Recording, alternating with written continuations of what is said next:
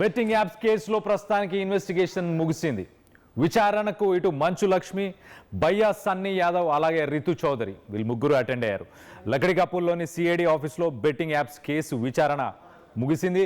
2 గంటలకు పైగా వీరి ముగ్గురిని ప్రశ్నించారు సిఐడికి సంబంధించిన పోలీసులు. ముగ్గురు స్టేట్మెంట్ రికార్డ్ చేసుకున్నారు పోలీసులు. బెట్టింగ్ యాప్స్ని ఎందుకు ప్రమోట్ చేశారు, ప్రమోషన్స్కి ఎంతెంత డబ్బులు తీసుకున్నారు, యాప్ నిర్వాహకులతో ఒప్పందాలు ఎలా జరిగాయి అన్న దానిపైన మొత్తానికైతే ఆరా తీశారు. ఇటు బెట్టింగ్ యాప్స్ ప్రమోషన్లో మొత్తంగా 25 మంది పైన ప్రస్తుతానికి కేసులయ్యాయి. దీంట్లో అందరికీ సంబంధించిన ఇన్వెస్టిగేషన్స్ పూర్తయిన తర్వాత మరి నివేదిక రాబోతుందా, అరెస్టులు జరగబోతున్నాయా?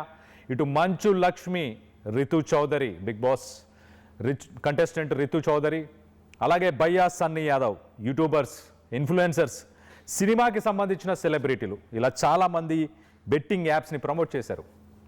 మరి ఎంత డబ్బు తీసుకున్నారు, ఎలాంటి అగ్రిమెంట్స్, కాంట్రాక్ట్స్ సైన్ చేశారు, ఆ బెట్టింగ్ యాప్స్కి సంబంధించిన నిర్వాహకులను వాళ్ళు కలిసారా డైరెక్ట్గా అన్న కోణంలో మొత్తానికైతే ఇన్వెస్టిగేషన్ జరిగినట్టు తెలుస్తుంది.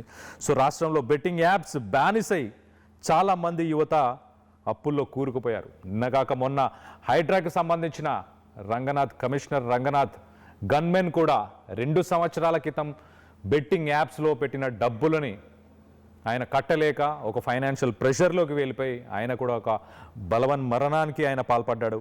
సో గతంలో కూడా ఇలా చాలామంది యువత బెట్టింగ్ యాప్స్ వల్ల తమ ప్రాణాలను కోల్పోయారు.